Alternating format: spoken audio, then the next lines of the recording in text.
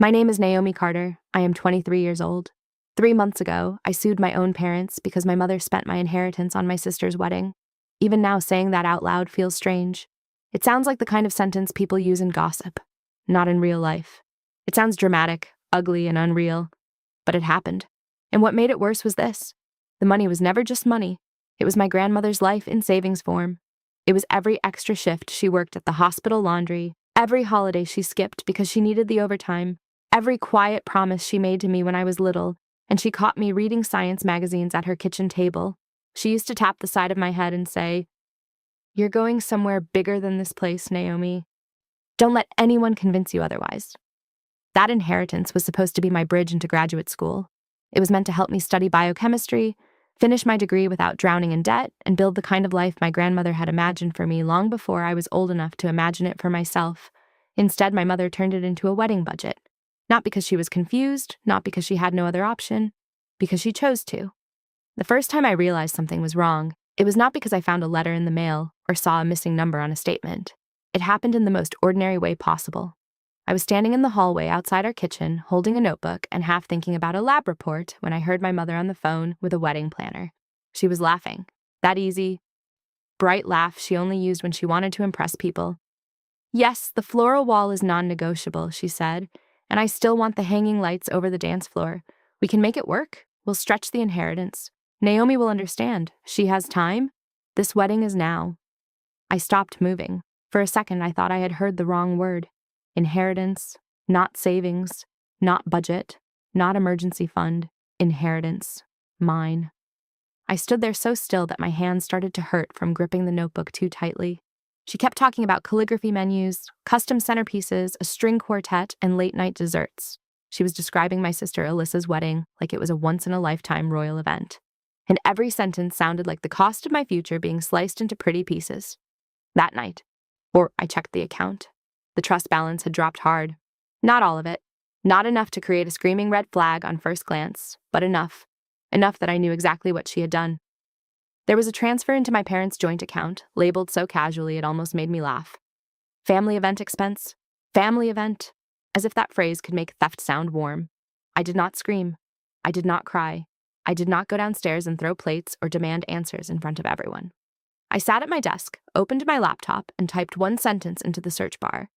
Can parents be sued for misusing inheritance trust meant for education? That was the beginning. But it was not the whole story.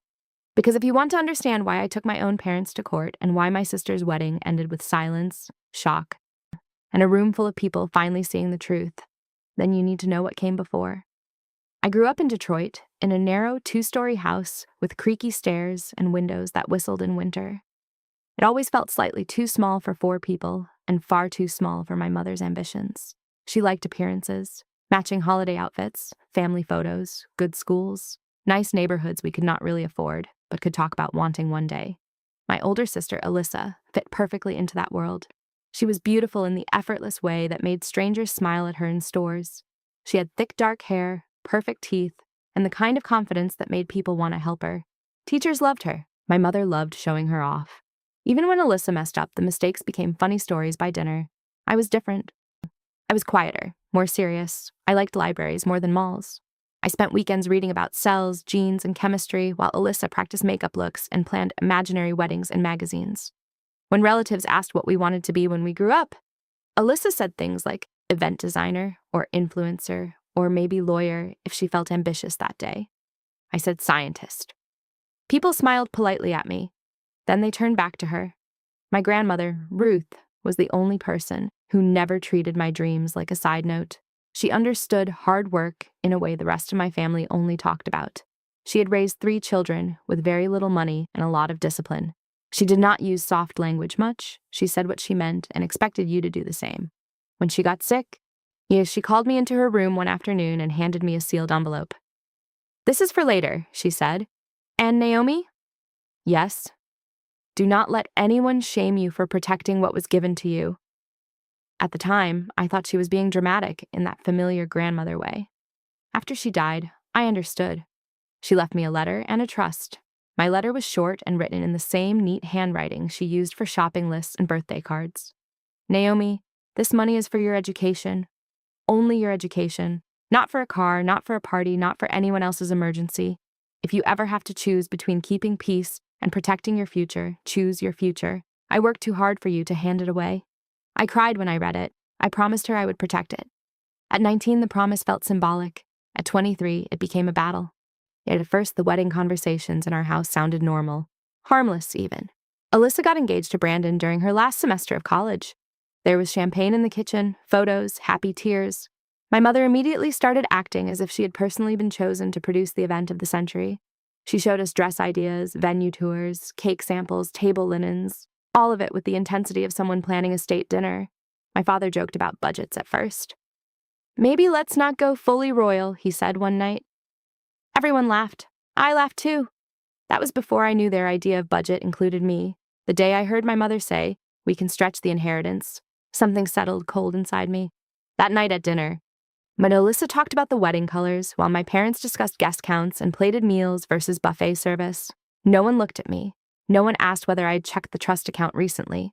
No one acted like there was anything wrong. They were so calm about it that for one awful second, I almost doubted myself. Maybe this was normal. Maybe families did borrow from one child to help another. Maybe I was being selfish. Then I thought of my grandmother's letter. Only your education. I waited until after dinner. My sister went upstairs to call Brandon. My father settled in front of the television. My mother stood at the sink washing dishes, humming under her breath. "Mom," I said, "did you move money out of my education trust to pay for Alyssa's wedding?" She froze for half a second, and then she kept washing the plate in her hand. "We're borrowing it," she said. "It's temporary." I stared at her back. I didn't agree to that. She turned then, drying her hands slowly with a towel. "You don't need to be dramatic, Naomi. We're family. Your sister's wedding is important. So is my graduate school. You'll still go. Maybe not where I planned. Maybe not without debt. Maybe not on the timeline I worked for," I replied. "That's not the point. Grandma left that money for me." My father muted the TV with an irritated click. "This is happening now," he said. "Your graduate programs are still next year. Alyssa's wedding is in 4 months. We can't stop everything over this." I remember the exact moment my anger became something more solid. "Can't," I said quietly. "What or won't?" Alyssa came back downstairs right then and looked between us. "What's going on?" I answered before anyone else could. "They used money from my inheritance for your wedding." Her face changed, but not in the way I hoped. At first she looked shocked, then defensive. "Well, it's not like we stole it," she said. "Mom said it was a family decision." "Funny," I replied, "because no one included me." My mother slammed the towel onto the counter. "Enough. We have done everything for both of you. We are not thieves in our own house." But the word had already entered the room and would not leave. Thieves. That night, I lay in bed with my laptop open and legal pages stacked across my blanket. Trust law, fiduciary duty, misappropriation, beneficiary rights. I read until my eyes hurt. The more I read, and the harder it became to pretend this was a misunderstanding. They had made a choice. My future had been treated like flexible money because I was the daughter who could wait, understand, adjust, and be practical. Alyssa got urgency. I got patience. She got roses. I got loans. The next week, I tried to fix it quietly. I made spreadsheets. I listed the wedding expenses they had already committed to and the amount still due for each vendor. I listed my accepted graduate programs, tuition costs, housing estimates, and the exact amount I would need from the trust after scholarships. Then I sat my parents down in the living room and slid the papers across the coffee table. "We can still make this manageable," I said. "Scale it back, smaller guest list, simpler venue, push some costs into next year. You can repay what you already took and I won't go any further." My father glanced at the pages and leaned back like he was humoring a child. "The deposits are paid." "That doesn't mean the rest is." My mother crossed her arms. "Your grandmother would never want you destroying this family over money." That line would come back again and again in the months that followed. To my aunt, to family friends, to the church women who called me to say they were praying for my heart. Naomi is tearing the family apart over money. But it was never just money. It was choice, priority, respect, promise. "I'm not destroying anything," I said. "You did that when you touched the trust." Alyssa, who had been hovering by the doorway, stepped in then. "You seriously want me to change my whole wedding because you can't be flexible?" I looked at her. You seriously think your wedding should come out of my education? She rolled her eyes. You always do this. You make everything about your future like no one else matters. That stunned me. Truly stunned me. No one else matters. As if wanting what had been legally and morally left to me was somehow selfish. That was the moment I stopped trying to solve it as a family problem. It had become a legal one. 2 weeks later, I met an attorney named Elena Brooks. Her office overlooked downtown, all glass walls and sharp corners. She listened carefully while I explained everything. My grandmother's letter, the trust, the transfers, the conversations in the kitchen, the account records. When I finished, she folded her hands and said, "Do you want the quick answer or the detailed one?" "Both. The quick answer is yes, you probably have a strong case." I let out a breath I did not know I had been holding.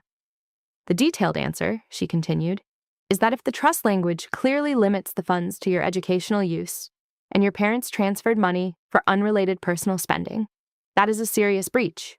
You can sue to restore the trust. But I need you to understand something. Legally strong doesn't mean emotionally easy." "I know." She gave me a look that said she doubted that. "They may call you ungrateful. They may make you the villain to every relative they know. They may say family should handle this privately.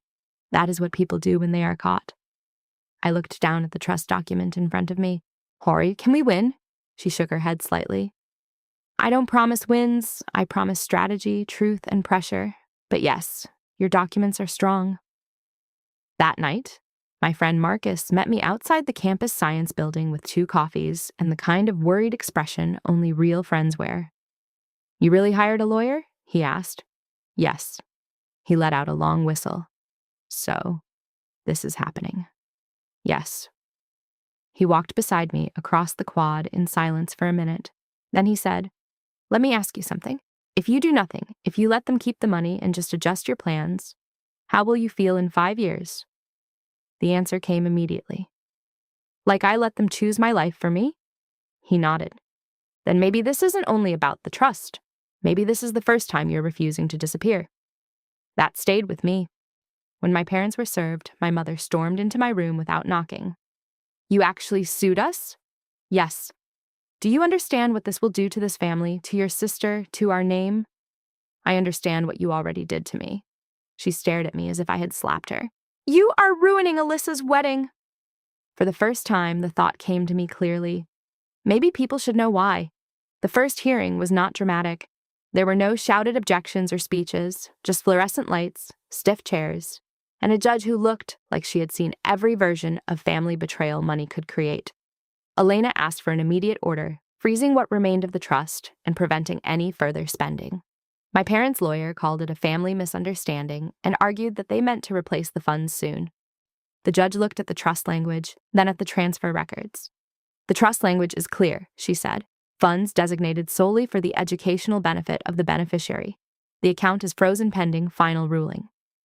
Outside the courthouse, my mother cried angrily to a cousin on the phone, while my father refused to look at me. I should have felt relief. Instead, I felt dread. Because the wedding was still coming, the venue was booked. The photographer, florist, dress designer, all of them had been promised money. And now there was a court order in place. A few nights later, I heard Alyssa on the phone upstairs. "What do you mean the account is frozen?" she snapped. "There has to be another way. Mom said this would be handled." I sat in my room with my chemistry notes open in front of me and did not move. And that was the first time I realized the consequences would not stay private. My parents called a family meeting the next evening.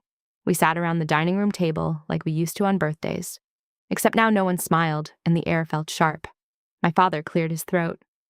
"Our lawyer says, if you withdraw the lawsuit, we can work this out quietly." Alyssa looked at me with open anger. "You're doing this to punish me." "No," I said. "I'm doing this because Grandma didn't leave me an education fund, so you could have swan-shaped ice sculptures." Her eyes widened. "You've always resented me." I laughed once, softly, because the alternative was screaming. "This isn't about your personality. It's about the fact that you're standing in the middle of a wedding budget built partly from money that was never yours." My mother leaned forward. "If you keep this up, everyone will know." I looked at her for a long second. Maybe that's not the worst thing. After that, they stopped trying to persuade me and started trying to isolate me. Relatives texted, Aunts called. Family friends told me I was humiliating my parents. One cousin said, "No degree is worth ruining your sister's wedding." I did not answer, because the more they talked, the clearer something became. No one was asking why my parents had taken the money. They were only asking why I would not quietly accept it. At one meeting, Elena looked over the latest filings and said, "Even if we win, your parents may not have enough liquid cash to restore the trust. So they could be forced to sell assets." "You mean the house?" "Possibly, or investments, or cars. But yes, the house is a possibility." That should have shaken me. It did, a little, but not enough to stop. "If they had asked first," I said, "we could have found another path. They made their decision already." She nodded. "Then we keep going." Then she asked, "What's the wedding date?" I told her. She checked the court calendar. "If the ruling comes when I think it will, there's a decent chance enforcement will begin right around the wedding." I looked at her. "What happens if vendors haven't been fully paid by then?" She held my gaze. "They become part of a very ugly problem." A thought formed then. Not hot, not wild, quiet and deliberate. What if ugly finally became visible? Elena did not encourage revenge. She was too careful for that. But she did explain exactly what court enforcement might look like. Liens, orders, collection notices, legal service of documents, vendor panic, frozen accounts. The law had its own choreography. The final ruling came 3 days before the wedding. The judge ruled fully in my favor. My parents had violated the trust. They had to restore every dollar taken, plus interest. If needed, assets could be sold. Any further spending from restricted funds would count against them. As the judge read the order, my mother went pale. My father sat motionless. Outside, Elena said, "This is a strong win." But I was already thinking ahead. "They'll still try to go through with it," I said. "Probably." "What happens if they do?" She gave me the truth. "They're taking a huge risk." 2 days before the wedding, Alyssa texted me, "You're still coming, right?" I stared at that message for a long time. After everything, she still expected me to wear a dress, smile for photos, and act like we were a normal family. I wrote back, "Yes, I'll be there." And I meant it. Not because I wanted to celebrate, because not going would have hidden too much. The venue looked unreal on the day of the wedding. It was all white flowers, crystal light, polished wood, mirrors, and soft music. The kind of place built to make people believe in perfect moments. I wore a plain navy dress and my grandmother's necklace. Nothing sparkled. I did not want to match the fantasy. Guests smiled at me when I arrived because they did not know yet, or because they had heard rumors but not the shape of the truth. My mother moved through the room in a silk dress the color of champagne, greeting people with tense brightness. My father checked on logistics. Alyssa floated through bridal photos looking flawless. Only her jaw gave her away. Every time her eyes found me, the muscles tightened. The ceremony started late. People whispered. I stood near the back and watched my sister walk down the aisle. She looked beautiful. That is the honest truth. And all I could think was that beauty built on betrayal still does not become innocence. After the vows, while guests shifted toward cocktail hour and the string music softened, the first visible consequence arrived. A court officer entered. He was not loud, not dramatic, just a man in a dark suit carrying a folder. He spoke to the venue manager first, where I watched the manager's expression change from confusion to alarm. Then they both approached my parents. I moved closer without meaning to. "Mr. and Mrs. Carter," the officer said, "I am here in connection with the court's enforcement order." My mother's smile froze. He handed over documents. "As of this morning, a lien has been placed on your home and designated assets. Any attempt to divert protected funds or evade the restoration order may result in contempt." The venue manager swallowed hard. "Are you saying our final payment isn't secure?" The officer did not answer emotionally. He simply said, "I'm saying there is now legal enforcement in place." The music stopped. It did not fade gracefully. It just stopped. That is how everyone noticed. The room changed in one instant. Heads turned. Conversations died mid-sentence. You could almost feel people beginning to understand that this was not a normal wedding problem. Phones appeared. My mother looked across the room and found me. "You did this," she whispered. This time, I did not deny it. But that still was not the moment the wedding truly broke open. That part was mine. The MC, trying to recover, stepped toward the microphone and made a shaky joke about technical delays. Then, because my family still believed in performance even in disaster, he added, While we sort this out, the bride's sister, Naomi, has prepared a few words. I had not requested that introduction, but once it happened, I knew I was not stepping back. I walked to the microphone. My heels clicked too loudly on the polished floor. Every face in the room turned toward me. My parents, Alyssa, Brandon, his parents, my aunts and uncles, family friends, colleagues, people who had told me I was selfish, people who had no idea what they had walked into. I adjusted the microphone. "Hi," I said. "I'm Naomi. I'm the sister who sued her parents 3 days before this wedding." A ripple moved through the room. Gasps, whispers. Somebody muttered, "Oh my God, it's true." I kept going. "I wasn't planning to say anything today," I said.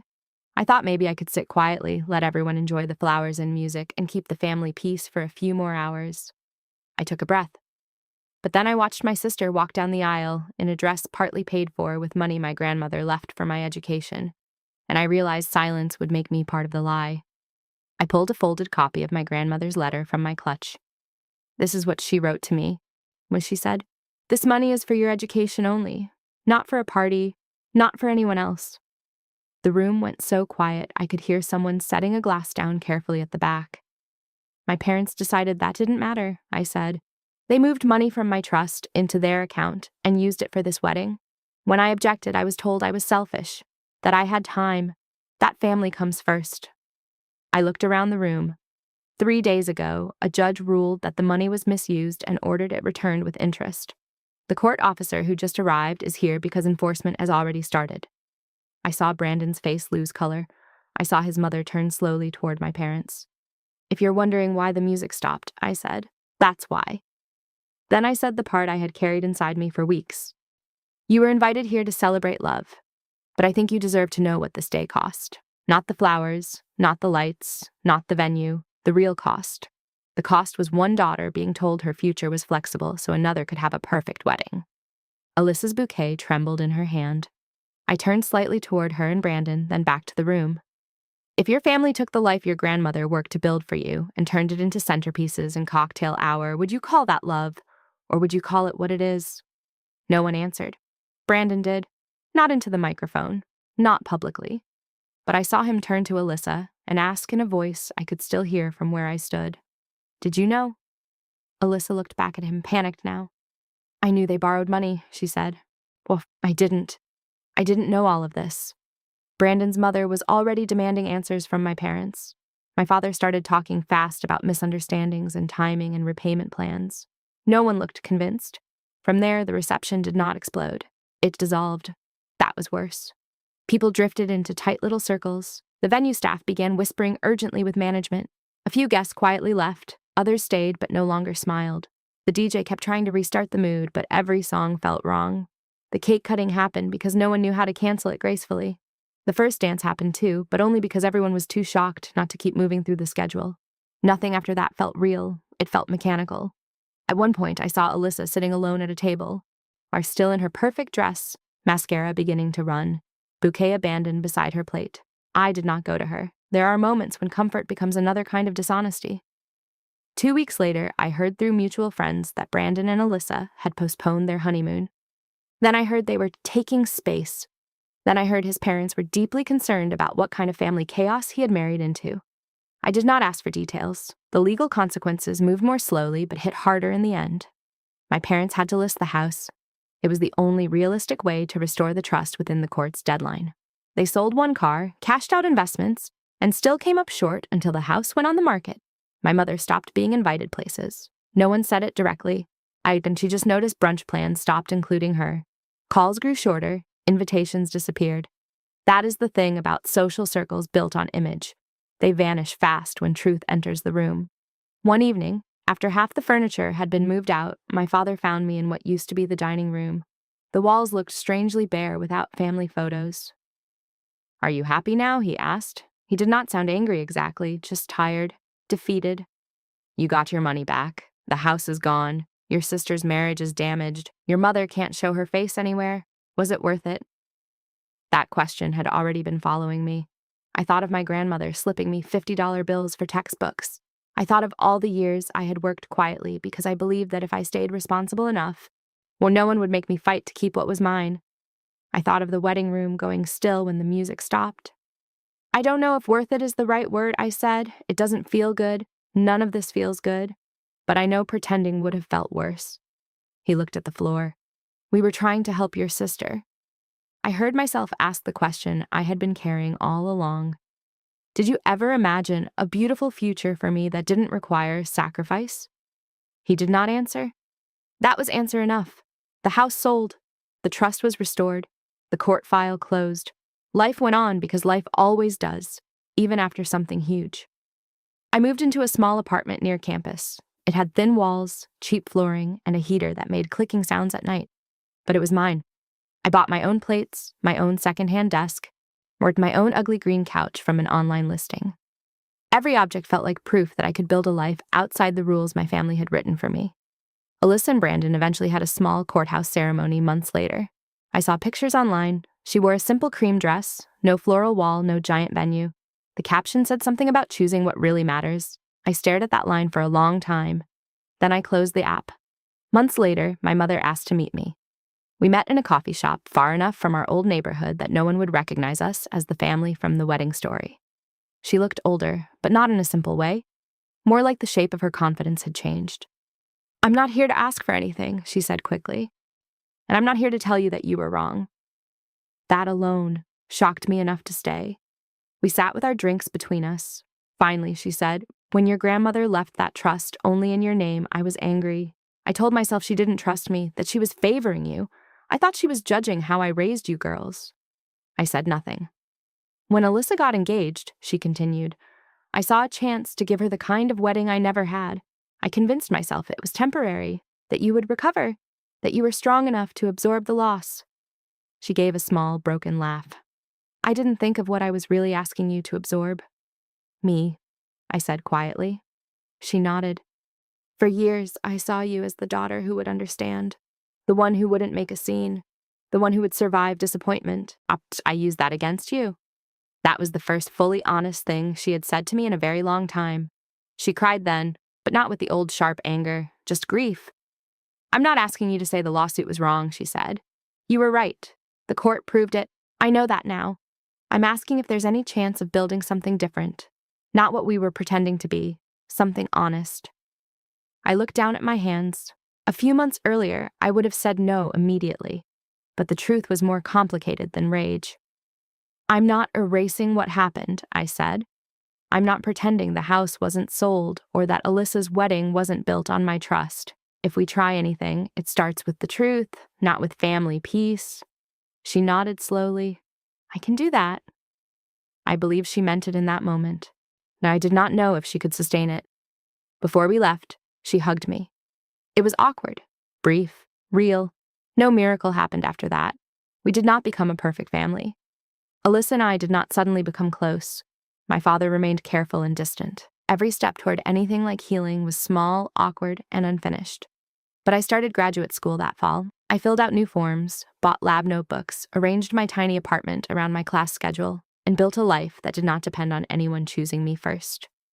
Sometimes I still think about the wedding, about the silence after the officer arrived, about the look on Alyssa's face, about the way the room finally saw me, not as the quiet sister in the background, but as the person whose future had been treated like decorative funding. And yes, sometimes guilt still appears. It whispers that I went too far, that I should have kept the peace, that families survive by swallowing certain kinds of pain. But another voice answers now. It sounds a little like my grandmother. It sounds a little like me. And it says, families that only survive when one person gives up everything are already broken. So here's the question I still sit with.